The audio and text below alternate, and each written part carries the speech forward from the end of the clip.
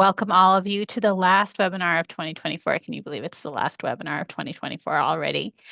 This webinar is called Essential Messaging for Work in Animal Care and Well-Being. Before I introduce you to our amazing presenter for today, I just kind of wanted to set the tone, set the mood by reading you a quote from a book that I've been reading on collaboration by Adam Kahane. Shout out to Mindy from Bailing Out Veggie for recommending the book to me. I just absolutely love this book. So I'm going to share a quote with you. If we want to get important things done in complex situations, then we can't spend our time just watching and blaming and cajoling others. We have to step in. We need to shift our focus onto what we ourselves are doing, how we are contributing to things being the way they are, and what we need to do differently to change the way things are. As animal welfare professionals, we're often focused on kind of cajoling and convincing and pressuring other stakeholders to change their behaviors for good reasons, all for the benefit of animals. But I think if we look inward, we'll find that there are probably some things that we could be doing differently ourselves in order to get better outcomes for the animals. And one of those things that we could be doing differently is the way that we tell stories, the ways that we message. Today, Hanna Lentz, Executive Director of Spark, supporting people and animal relationships for change, will help us explore the importance of telling stories differently and messaging differently. Spark is an organization dedicated to improving narratives in animal care and well-being so that our stories and messages help us do the best possible work for animals and people. Hanna is a passionate advocate for the well-being of animals and people, a messaging strategist, and a human-centered facilitator and trainer with 2 decades of experience working in animal care and well-being. Her full bio will be sent out in the follow-up email, as always. But for now, I'm going to pass this over to Hanna. Thanks so much for being here, Hanna. Yeah, thank you. And thanks everyone for joining. I love that opening with the music and the quote. That was so good. So I'm going to share my screen and get started. We have a lot that we're going to go through today. So I'm really looking forward to it. And I do just want to say a huge thank you to Life of Riley for giving us the support that's allowed us to exist. Like truly huge gratitude for making what's coming next possible. So in this next hour, we're going to cover a lot when it comes to messaging and stories. This is what you can expect.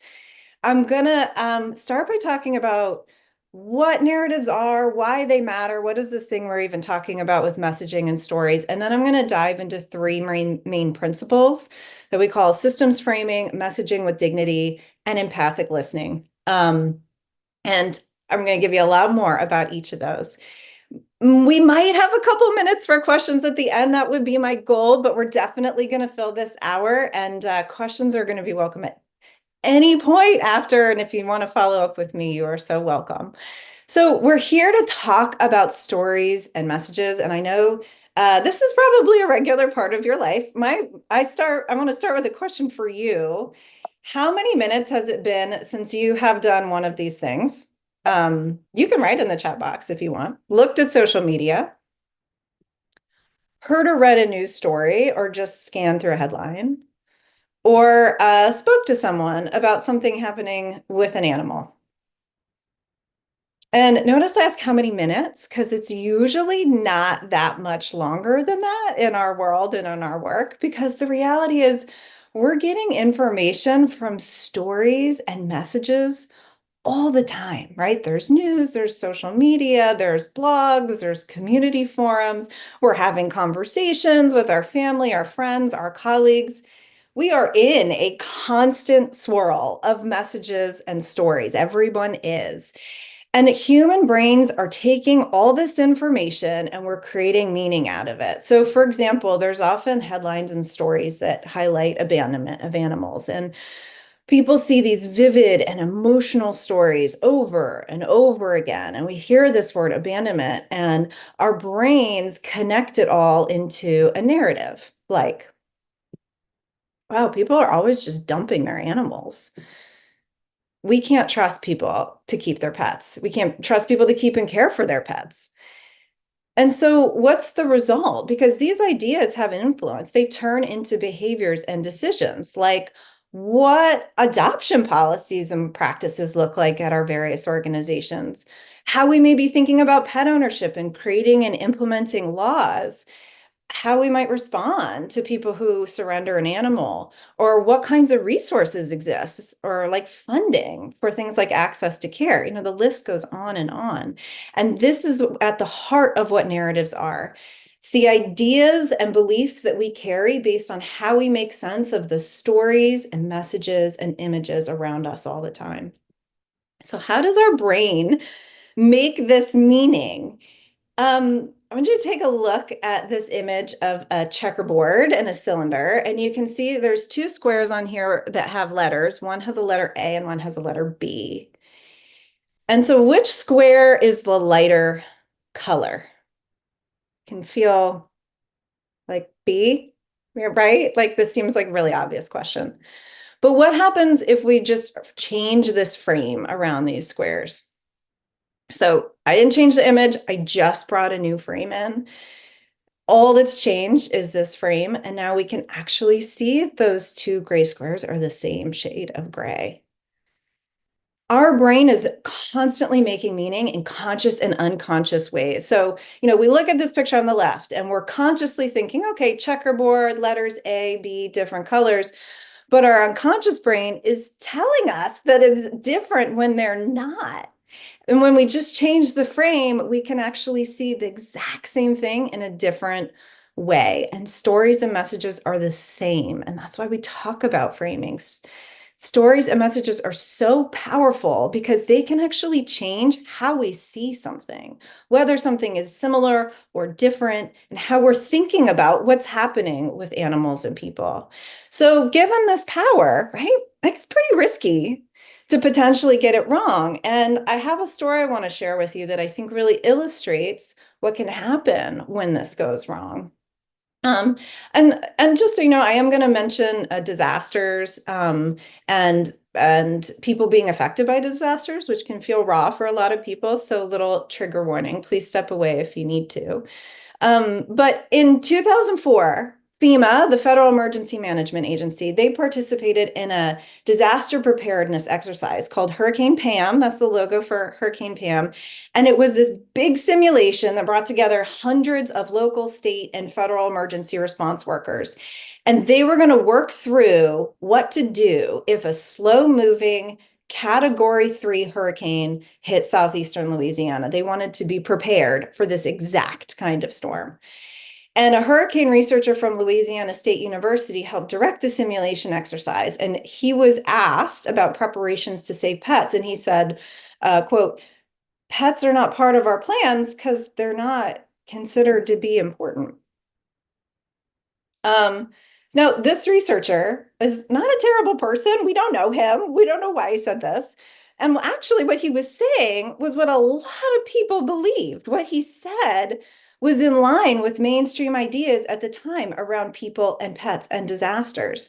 Before 2005, a dominant narrative was that pets are not a priority during disasters. If we're going to protect and save human lives, we can't waste time and resources on animals. But we very quickly discovered, just a year later, how much this was wrong. Because when Hurricane Katrina hit in 2005, so much of this planning and preparedness failed because pets were important, deeply, deeply important. People were being rescued because they'd refused to leave their homes with their pets. We learned that about half of the people who stayed behind during Katrina stayed because they didn't want to leave their animals. And we saw pet families that were torn apart and tens of thousands who were never reunited. And there were some stories that went viral There was one about a young boy evacuating the Superdome. And so this young boy was boarding a bus to go to Houston and leave the Superdome. And he had his dog Snowball in his arms. So there's video of him walking up to the bus, clutching his small dog Snowball. And when he tried to get on the bus, he was told he couldn't take Snowball. And a police officer snatched the dog from the boy. And as Snowball was carried away, the boy's just sobbing. He's saying, Snowball, Snowball. And then he's so overcome with distress, he actually drops to his knees and he throws up. It's really, really upsetting. And across the country, people saw stories like this. They saw images and messages about what was happening to people and their pets. And the narrative changed.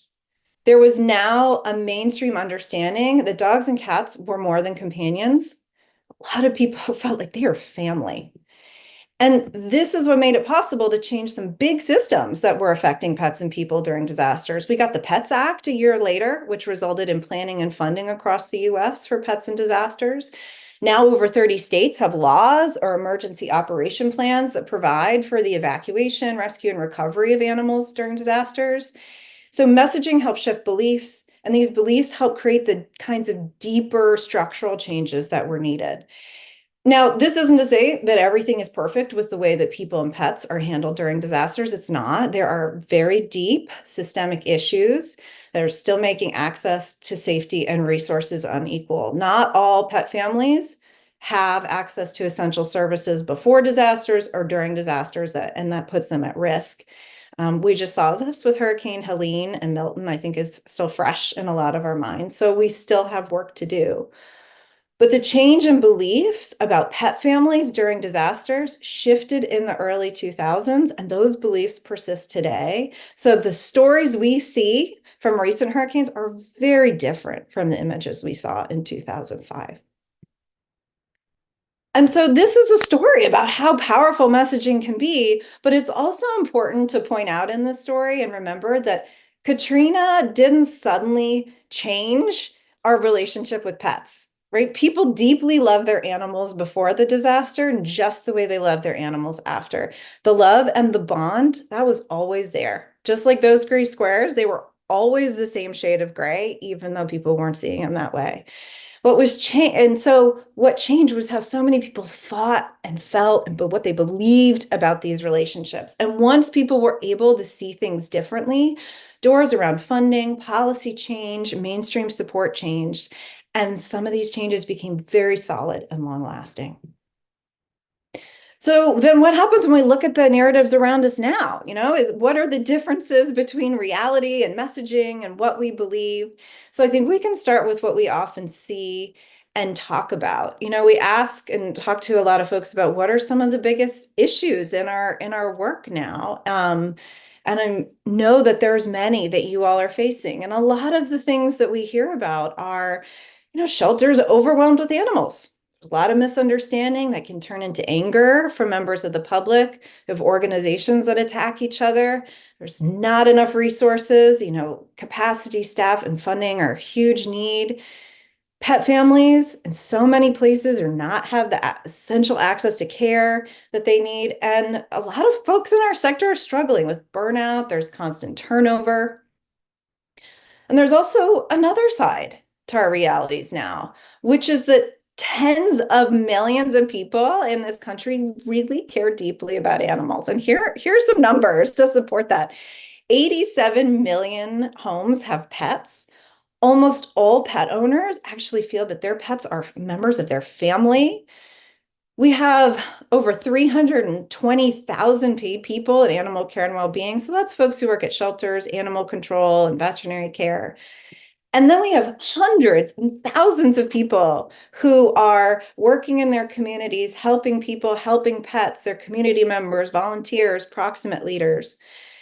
And so given this enormous connection that we have to animals in this country, we wonder, why are we continuing to struggle? Because the struggle is very real. Why can we not overcome this problem? There's a very big fracture. There's a real fracture holding us back. A big reason we've gotten stuck is that we've gotten stuck in outdated and harmful stories and messages about people and companion animals. So in the same way that we can look back and see the deep harm caused by mainstream ideas about pets and people during disasters, we have harmful narratives now, might seem right, but are preventing our best work. And so that's why we talk about narrative change. And it's not a magic wand. It's not a panacea that's going to fix everything, but it is a very powerful missing piece in the puzzle of our problems right now. So where do we go from here? What can we do about it? That's what we're going to talk about. And I'm going to describe the potential for change through 3 principles. I'm going to explain more, so don't worry. Systems framing, messaging with dignity, and empathic listening that I mentioned at the beginning. And each of these could be a whole webinar by themselves. They're going to be. But today is just to introduce you to these ideas and their potential to transform our work. So we're just getting started in this discussion. So I'm going to start with systems framing and want to share this example. It's a real post from a well-known political personality. And just FYI, they tend to lean socially liberal in their thinking. And they say, Hazel, a puppy who's friendly with adults, kids, dogs, and even cats. Why is she TBK, which is to be killed, Tuesday? She's 12 months old. She arrived in January because her owner lacks stable housing. She's a good girl, affectionate, sterling resume. And so when we look at a post like this, like, where are we pointing the finger? Who is primarily at fault for Hazel being at the shelter? Really clearly saying it's the owner here. But what are the facts about who's primarily at fault? And what if we take a deeper look at what's going on with housing issues? So here are some facts to get us started in that deeper look. We have a shortage of 4 to 7 million homes in the US. Even on the low end, shortage of 4 million homes is a big shortage. Over 37 million households are cost burdened, meaning they spend more than about a third of their income on housing, which leaves very little extra and almost no wiggle room if something unexpected happens. There's no state with an adequate supply of affordable and available homes for families in our lower income brackets, making less than $30,000 a year, or individuals who make less than $15,000. And a majority of renters have at least one pet, yet finding and keeping rental housing is a leading reason why dogs and cats wind up in shelters. There's a real issue going on. But those are the facts. But what does this look like when this is affecting real people? This is Lisa. This is her 8-year-old Chihuahua, Rosebud. And in 2022, Lisa experienced the effects of inflation like many, many people and pet owners. And she said, everything, rent, groceries, dog food, it's all going really high. And Lisa lives in Tucson, and her rent increased by 40%. So she had to move. She just had to move. She couldn't afford it anymore. And she did not want to give up her dog. You can just see from this picture how she feels about her dog. But she had to bring Rosebud to the shelter as a last resort. She had no other options. And Lisa said, this is her quote, "Losing my baby who loves me so much hurt very much." And I will say Lisa's local shelter did have a foster care program that took Rosebud in on a short-term basis. So Lisa had a chance to get back on her feet. They do live together now in a pet-friendly home in Tucson. But these are how these systemic issues impact real pets and people. And we're a society that focuses on individual responsibility. Usually we look at people like Lisa and we think, she should try harder. Or like, I'd never let that happen to me and my pets. And in animal care and well-being, we're constantly making individual people solely responsible for whatever problems or challenges befall them and their pets. But we know that people often face situations that are bigger than what they alone can control. And this narrative around pet owners being solely responsible for whatever happens to them and their pets leads to this constant blaming and shaming. And we are only seeing people that aren't good enough and are missing all those things that are happening. We're missing the big picture. And this focus on blaming and shaming doesn't just hurt pet families, it's hurting us in animal care and well-being, because focusing on this blame is like what's happening in this picture. If you have a leaky faucet, And you just keep grabbing more buckets to try to catch the water. When one bucket is full, you just have to run and get another and get another. And eventually you're just going to be overwhelmed and exhausted. For how long can you go and just grab another bucket? And similarly, with this focus, there's always going to be another sort of quote, irresponsible owner. There's always going to be one more person we feel like we have to educate because we're stuck in this endless cycle of problems if we're not working on fixing those deeper root causes, why they're happening in the first place.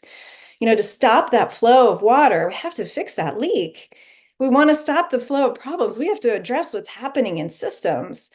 And fixing and changing systems is possible, but we have to start talking about them so that we can start working on them. And this is what systems framing is about. It's deliberately choosing to communicate about the most significant issues in our social systems as part of our messaging and storytelling. And we do this because these systems, as we're seeing, have a huge impact on animals and on people. And we have to talk about problems in a way that gives us the key to solving them. So here's an example of another systemic issue.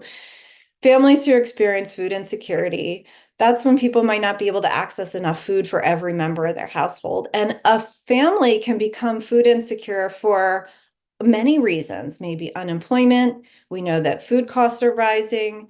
There can be a lack of transportation options. Living in a community where access is limited, not every community has the same stores or the same kinds of food in those stores. And people and their pets can go hungry or be forced to eat an unhealthy diet. And we know that pet families, when they face food insecurity, it's very stressful.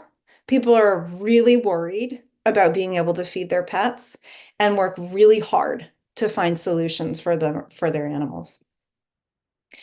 And when we see food insecurity in our work, it doesn't always look so obvious. I mean, we will see families not having enough pet food, but the way it also shows up is pets surrendered to shelters or families making trade-offs that we might not feel like we understand in deciding what essential items they're going to buy for themselves or their pets, or families maybe opting out of some veterinary care because they want to have enough food for essentials such as pet food. And so then what does this look like when it's showing up in our messaging? What we often see can be really harmful. And it sounds like, well, they shouldn't have a pet. They can't afford it. Or like, why did they even get a dog if they can't afford dog food? And those are a lot of the messages that we hear now. But if we're going to talk about these problems through a systems frame, we're going to be saying things like, well, more than half of Americans live paycheck to paycheck. Like many pet families suddenly struggle to put food on the table when faced with an illness or job loss or disaster or another unexpected event. We support pet families with food so pets can stay with the people who love them. So one question that comes up a lot when we talk about systems framing is personal responsibility. Because, right, we're like, well, don't people make decisions and have some power in their lives? Because we do. We absolutely do. And personal responsibility does play a really key role in pet ownership and caring for animals, but the choices we make depend on the choices that we have available to us. And it's systems that are determining what choices are available, who they're available to, and when. And the availability of these choices can be really unfair. Some individuals have more and better options than others. So talking about systems isn't disregarding responsibility. It's when systems are better, when they're fair, people can actually take more responsibility, right? Which is what we want, what we're looking and hoping for. So I want to share a few examples of organizations putting systems framing into practice, because it's not just about a better way to message. It's like, what is the result? And the first is from the Wisconsin Humane Society. In 2023, the Humane Society was writing a TV script and they wanted to use systems messaging instead of typical messaging about, people abandoning and giving up their animals. And so this is what they wrote. Moving is already a huge stress, but finding housing that accommodates your pets can be a big challenge on its own. There's a lack of affordable housing across our region, and it is even harder to find housing if you have a pet. It is unfortunately not an uncommon reason why animals are brought to WHS or rehomed, and we want to help pets and their families stay together. So, we might shy away from using systems framing because we feel like this is too complicated. Like people aren't going to get it. Our supporters aren't going to understand. Our community's not going to understand, but it's not. Systems are complicated. Messaging about them doesn't have to be. The script is a great example of how we can make it clear and simple. And then WHS wanted to see what happened when they changed the conversation at their big annual fundraising gala. And Allison Foch, their executive director, sat down and decided to rewrite the speech that she was going to give and using systems framing. And the Monday after, she reported back about how it went. And this is what she wrote. She said, "We had our gala on Saturday, and our Raise the Paddle appeal portion of the night was about keeping families together. I revised the original draft of the script using systems framing, and the appeal set an organization record. People got it. There were tears and reflection as attendees contemplated the challenges facing our community and animals."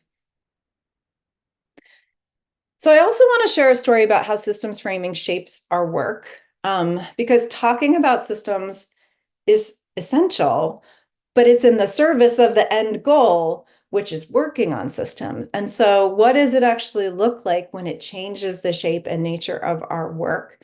This is a story from Brad Shear at the Potter League for Animals. I think he's on. I should have just had him tell the story himself. So hopefully I'll do it justice, Brad. So the first time the Potter League did a wellness clinic in a public housing complex, they noticed that many of the dogs looked like they were related. It looked similar. And so when they were talking to folks and asked, they discovered that, yes, many were from the same litter. There were some different groups of litters. And the reality was that the apartment complex only allows dogs up to 30 pounds. And the shelter rarely has dogs that small, and certainly not enough for, everyone in the complex who wants a dog. And commercial breeders and pet stores would not be an option for this community. They'd be too expensive. But people in this complex, they love their pets. They love dogs. They want them as part of their family. So someone in the neighborhood was breeding small dogs and selling it to families at a price that the community could afford. And Potter League understood that current systems were preventing pet families in this complex from being able to access care and also restricting where people could get dogs from. But people love dogs. They wanted them in their families. I think that's something we can really relate to. And so the Potter League's policy about spay neuter was that, yes, they will offer it to everyone at the clinics, but they didn't make it a requirement for animals to receive wellness care, and they didn't pressure people. And this meant that every pet in the apartment complex could get access to essential wellness services. They knew that if spay neuter was a requirement, then some families would have to be turned away and their animals wouldn't receive the wellness care. And that's not what was best for the animals. And if it was a requirement, there would be no potential to interact with a lot of people that had a lot to do with animals in that community, including the breeders. There would be no potential to build relationships, no potential to work on a future where all animals there were healthy and well. And they knew that, ignoring or shaming people who, for whatever reason, aren't ready to spay or neuter their pet, that's not going to change their mind. Oh, and ignoring or shaming people who decide to breed their dog, that's not going to make them stop. Shaming people and leaving them out is something that closes doors and it pushes people away. And when we push people away, we're also pushing their animals away. They decided not to leave anyone out, right? They understood this is how you reach and include all the animals, all the dogs in this complex. They want the animals to be healthy and well. They believe in pets and people being together. And this is the potential of our work when we address issues through a systems lens, not to fall in the same traps of blame and shame. It's to stay focused on the best outcomes for animals and pet families, which is also a great way to segue into messaging with dignity, because it's thinking about this connection between people and animals. Every happy and cared for pet, there's a person behind that animal. We know that animals depend on people. I think humans often feel like the lock, but they are also the key to making the world a better place for companion animals. We just can't do good work for animals without people. And that's what messaging with dignity is about. It's knowing that to help animals, we have to connect with people. And that happens based on how we treat them, and how we treat people determines whether or not we can make those connections. In the beginning, I talked about those tens of millions of people who care about animals, and we all share this love. We also all share this need to be treated with dignity. And when we don't treat people with dignity, we fracture as a group. We break into like, who's the hero and who's the villain, who's right, who's wrong. We get into our groups, we take sides, we stop talking to each other, we stop listening to each other. And even though we all have this foundation of caring about animals, we are broken apart, and this affects our capacity to do our best work. So no matter how we feel about any group or individual, if we want to do what's best for animals, we have to treat people in a certain way. And we know everybody wants to be treated like they belong and like they have value. And this is what it's at the heart of dignity. So I like to think about how we message about people as a rowboat crossing a lake. Here's a boat. You can see, right? You have that like wedge kind of rectangular front, a flat back. And if someone says, okay, let's get this boat across the lake, there's actually a lot of different ways that could happen. I mean, you can turn around and you can row the flat side first. You could jump in the water and just say, I'm going to push it sideways. You could sink it and just drag it across. I mean, you might say, you know what, let's just take it apart and like carry this piece by piece. And if all those sound like a really bad idea, right? It's because it's like, why are we doing this thing that's going to create unnecessary complications and resistance? Why waste effort dragging the boat the wrong way, right? Why don't we just choose the way that's most efficient and effective and is definitely going to get us in this boat to the other side? And we have the same choices in our messaging, right? Like, why waste effort messaging about pets and people the wrong way? Why would we use stories that's actually going to create resistance with people instead of boosting our efforts? When we glide a boat across the water by understanding how it works, it's the same as if we understand people's need for dignity, then we're more easily able to move forward in our work for animals. And this is the basis for messaging with dignity when it comes to people, why we choose dignity. And so there are 4 practices we talk about that are essential to messaging better. I'm just going to dive into one today. There's so much to talk about in all of these. So I'm going to dive into describing individuals and not stereotypes. And stereotypes, I think, is a pretty well-known idea. Imagine you've heard of it, you've experienced it. And so that's my first question, is just to take a moment and think about a time when someone stereotyped you.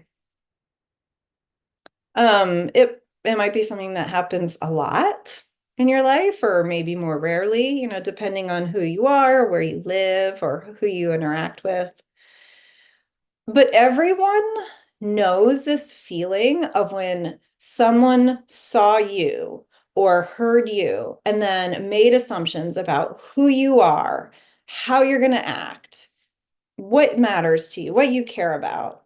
We know how that feels when to have those assumptions made. And did it change the way you think about where you want to go, who you want to interact with, how you may respond in certain interactions?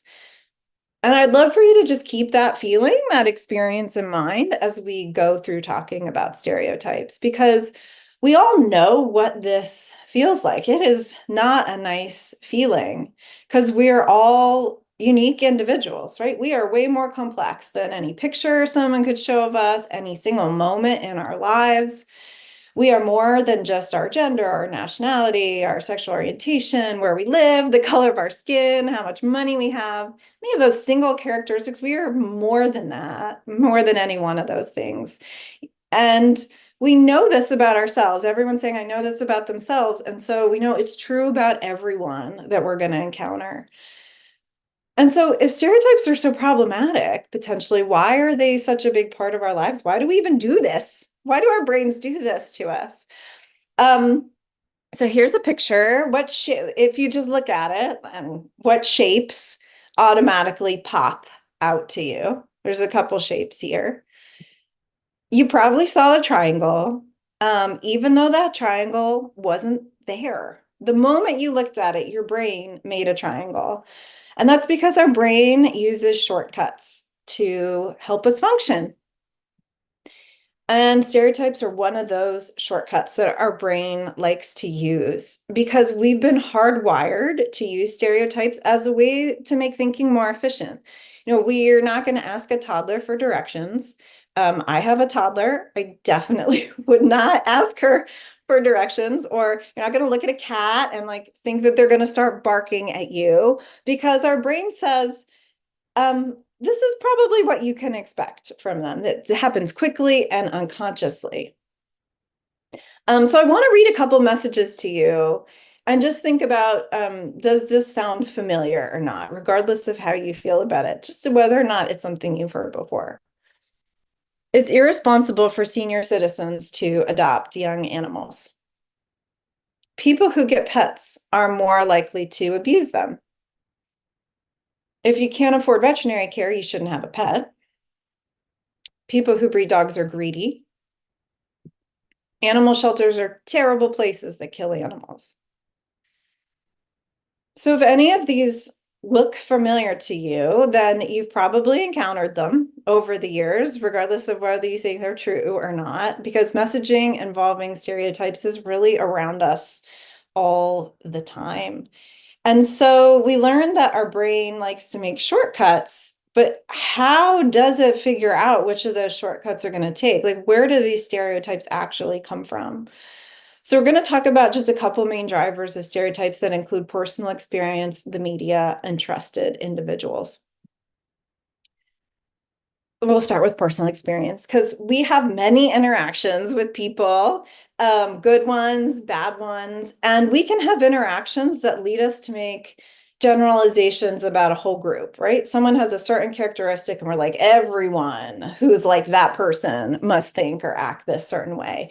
And it's especially powerful when we have a negative experience or interaction, like those really stick with us. We are primed for those to stick. And for example, in sheltering, we may have had like an older adult person surrender a young, energetic dog to the shelter saying, this animal is too much for me. I can't handle it at this point in my life.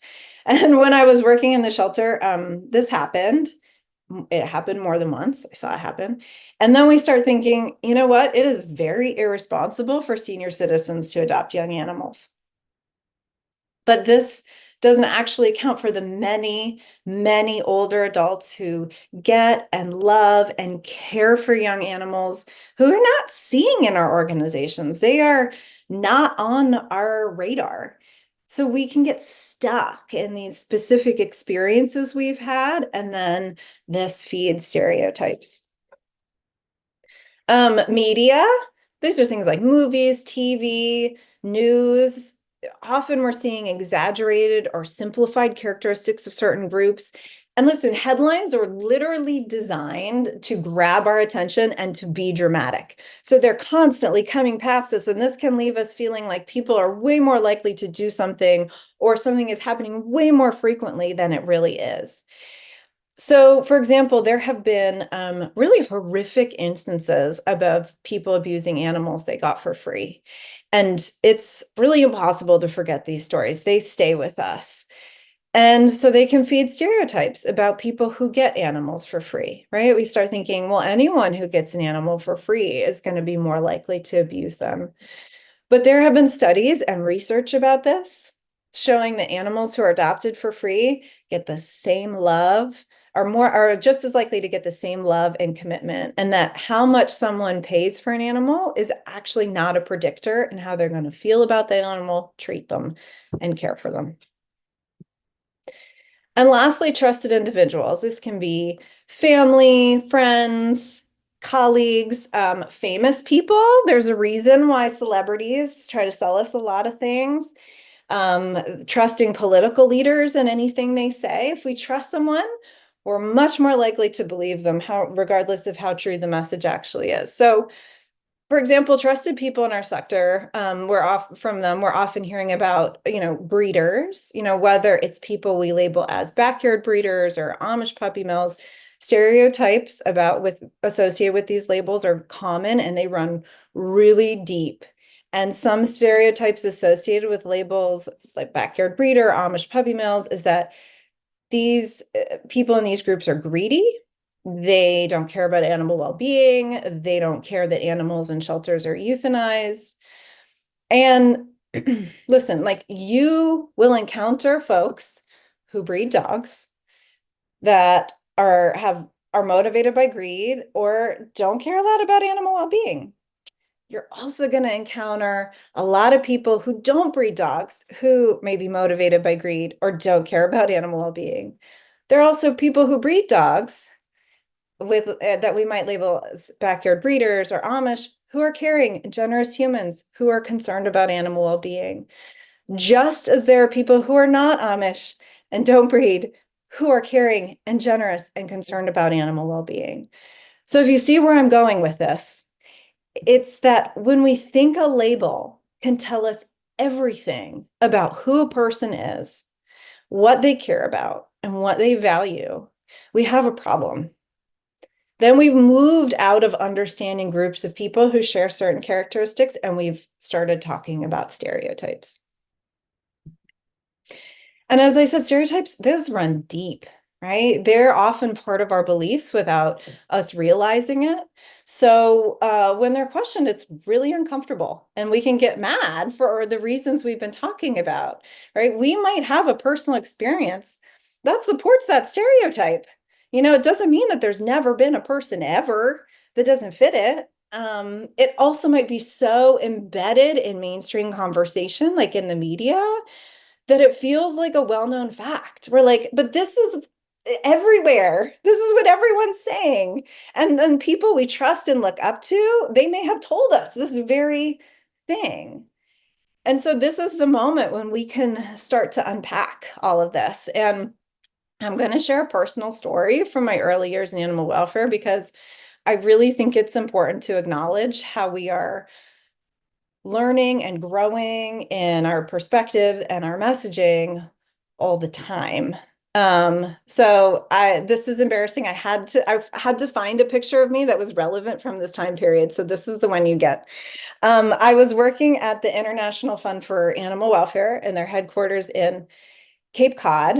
And I was the new global program officer for companion animals. So we had projects around the world in Chile and Mexico, South Africa, Bali, Bosnia. And as part of my job, I was asked to write blogs for the organization about our projects. This was, for fundraising, for communications. And I just thought our project in South Africa was incredible. We were working primarily with people and pets in Soweto and Durban Deep. So these are townships where the Black community had been historically and continued to be segregated from the white community. And people had deep relationships with their pets, but there were not veterinary services in these townships. People experienced deep poverty, often had no access to basic services like clean water or electricity. And I'd heard and read a lot about this project and about these communities. I'd had a chance to interact with people who are running the project and hear about the work. I'd worked at the organization long enough to know the style that the organization used in their fundraising and communications. I loved writing. So I was like, I got this.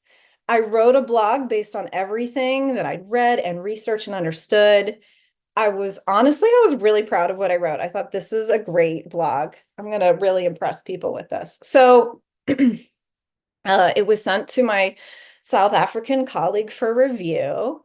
And the response that I got in a nutshell was, this is horrible, stereotypical, and racist. And I describe it as, I said, let me tell you about a time I really got ripped a new one for my messaging. I was absolutely mortified, but I was also really angry because I thought, I'm not doing or saying anything different than anyone else in this organization. Like, I mean, I'm not a bad person.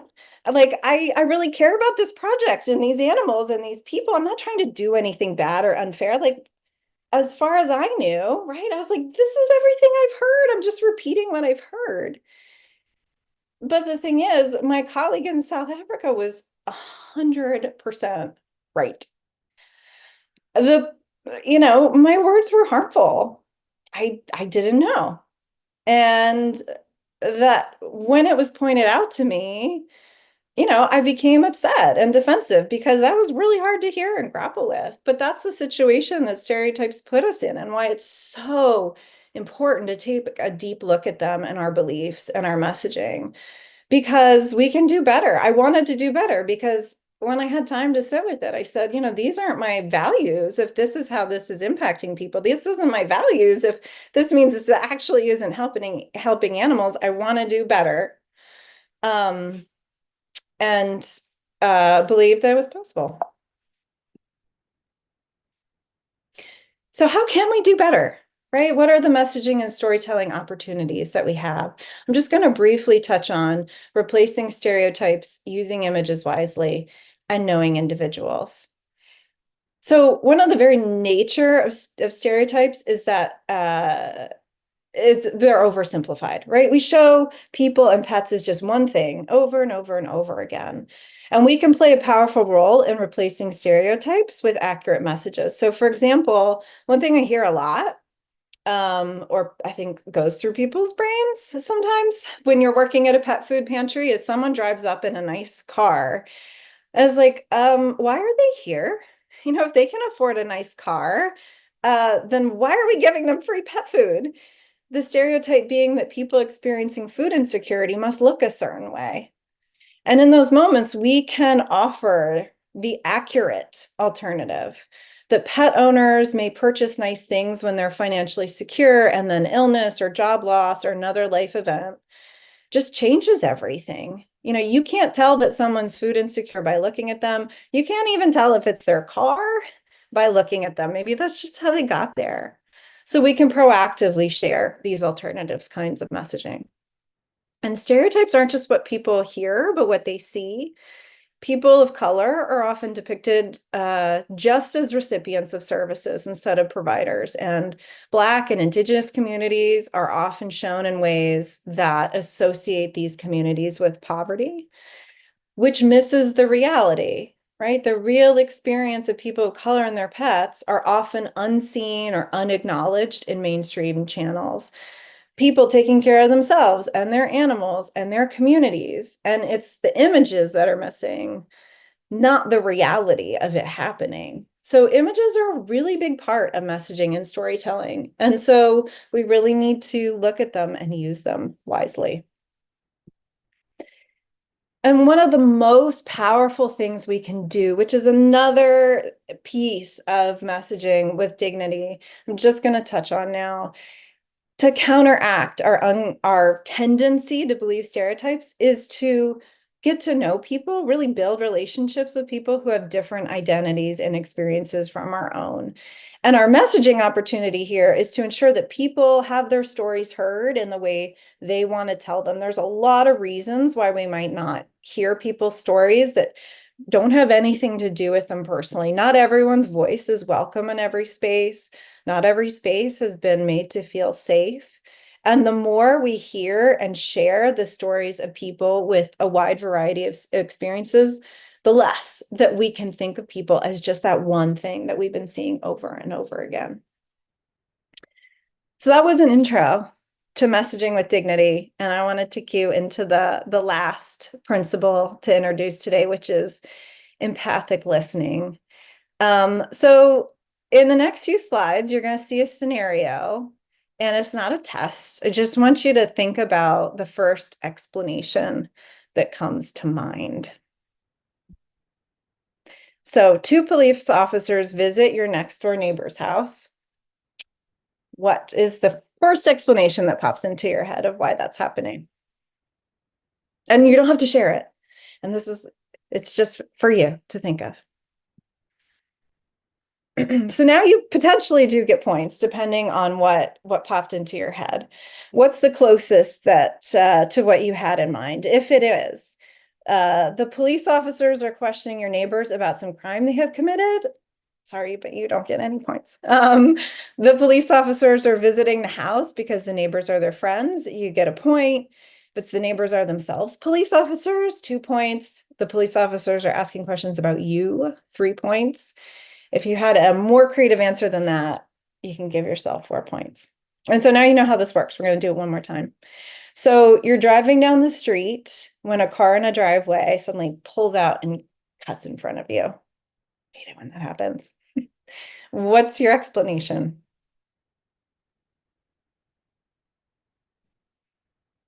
So what you had in mind was close to the driver is an aggressive, rage-filled road warrior, is 0 points. If the sun was in the driver's eye, so they didn't see you, 1 point. The driver is inexperienced using a clutch, just couldn't help it, 2 points. The car was hit from behind and pushed into your lane, 3 points. And if you had a more creative answer, 4 points. So then you can think, how well did you score? But more importantly, what did you learn? Because this is really about getting at assumptions. We often make a lot of assumptions about what is happening based on a few facts. We only have our perspective on a situation. And that's okay, but we only have our one perspective on a situation. And our assumptions often go like this. People have very complex lives, and then we have a limited interaction with them, or a couple interactions, and then we have this whole story about who they are or what they need. And our interactions give us this very small window into someone's life. And as we have seen about our brain, it likes to fill in the gaps. And as a result, right, we make all these assumptions about someone's experience. So what happens when we're willing to do the work to get past those assumptions? I wanted to share this little post from Adam Grant. He's an organizational psychologist at Wharton Business School. And he recently posted this insight about listening, and I love it. So I had to reshare because all of the things shared today are backed by a lot of research, but I really wanted to point that out with listening too, because we might think of listening or empathy as this like fuzzy, feel good thing. That's nice. I listen. But what this highlights is how it's a real tool in our work. It's important to point out that there's 114 studies that included over 155,000 people showing that good listening is actually tied to better results in our work. That people who listen have more insights about what they're doing. That if you want to be the most effective leader in this space, you have to be a great listener. And so when we talk about empathic listening, we're talking about this skill of actively listening to someone to understand their feelings, thoughts, and motives. And I want to share one more example from Wisconsin Humane Society, because a person a couple years ago came into their arrivals area with their cat. And the person said they couldn't afford to feed their cat because of the rising cost of pet food and just about everything, right? Like we know that costs are going up. And they'd been cooking meals for their cat for the previous 5 days, but they knew this wasn't sustainable, probably not in the best interest of their cat. They were really upset, but they were prepared to make this decision because they loved their cat and they were worried about them and wanted what was best for them. So when the person came in, the team took the time to really listen. Like they just asked questions, they just listened. And after, the opportunity to help was clear. And it was not by taking the cat away from the person, but by giving the owner a big bag of cat food and information about the organization's free pet food pantry. And then when the owner realized what was actually happening, they burst into tears and they called their partner and they were crying and they said, "I'm coming home with our cat." Anna, we have about 2 minutes. Okay, I'm almost there. So by taking the time to listen, the team could offer the right message, right? This is what we can do. This is how we can help in the way that the person needed and wanted. And an important part of this is that acting with empathy towards people is not a bucket of emotions to tap. It's a learned skill, right? It's a proven technique that can actually help us deal with the emotional side of our work. And so this is nice that I can maybe even finish with Tim. So someone who embodies this in their work is Tim Freeman. He's the founder and CEO of Braveheart Pets in Atlanta. And a few months ago, Chetan on Life of Riley hosted a webinar that's one of my all-time favorites. So please watch it if you haven't. He is a leader within a community whose voice and experience often doesn't make it into mainstream animal welfare circles. And when he describes the relationships he builds in his community with pet owners, with people who breed dogs, he's really describing empathic listening in action and how it can be transformative in our work for animals. So I'm going to just play a quick 40-second clip. It's about getting to know the people and allowing them to get to know you. It's literally up to me to convince them that they can trust me, not convince them to spay and neuter or anything of that nature. From the onset, it's to convince them to trust me. And once I earn that trust, we start to move further into other areas. Where I've seen a lot of the breakdown with some groups is the pressure to make the decision, which it only really makes the people really just lie to you about certain situations, tell you what you want to hear, and nothing ever really happens. So it does take for you to get to know them. So Tim really demonstrates how real listening, it's like this foundation of trust, and trust is where our best, most transformative work for animals comes from, which is especially important. These skills are especially important in our work because honestly, our organizations can attract people who are deeply empathetic towards animals, but might not have as much empathy for people. But supporting animals in the best way possible requires us to act with a lot of empathy for both animals and people. So where do we go from here? This is my closing it up, Chetan, I promise. Better messaging, doing our best work. It's a journey we're all on. And I shared one of the learning starting points of my journey 16 years ago. And it can be really tough when we're trying new things and there's not a lot of support or understanding for them. So as you may be curious and willing to try some new ways of messaging, please extend yourself some grace, but also think about how we can support the people around us and stop fracturing. Tearing each other down can get incredibly loud. It feels so loud right now, the tearing each other down, but lifting each other up can be much louder, and the animals deserve it for us to do it that way. So I know there will be follow-up with the resources that are available. And I just want to highlight too, there are guides and blogs on the website. We put a lot out through our social media channels if you're interested what's coming or for resources. And we have a training that's coming in the beginning of the year. And if you follow this QR code, we're going to launch. We have a wait list for the training now. And if you want to be added to being notified when it goes live, you can just let us know by going to the site and providing your name and email. Oh, I'm done. Maybe like in the nick of time. Thanks so much, Hanna. I am just really grateful to you and to all of our presenters over the past year. I think the information that you all have shared with us makes us do our work better in caring for the pets and the people who love them in our community.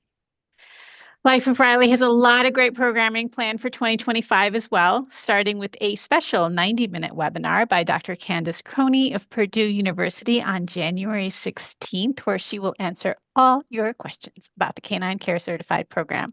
This was a heavily requested webinar. A lot of you reached out to me asking for this webinar, so hopefully you can all attend. More details about that will be in the follow-up email to today's webinar, so look out for that. We're also planning a webinar discussing the One Health framing around the human-animal well-being and the ways in which human health providers and animal welfare workers can partner together in our communities.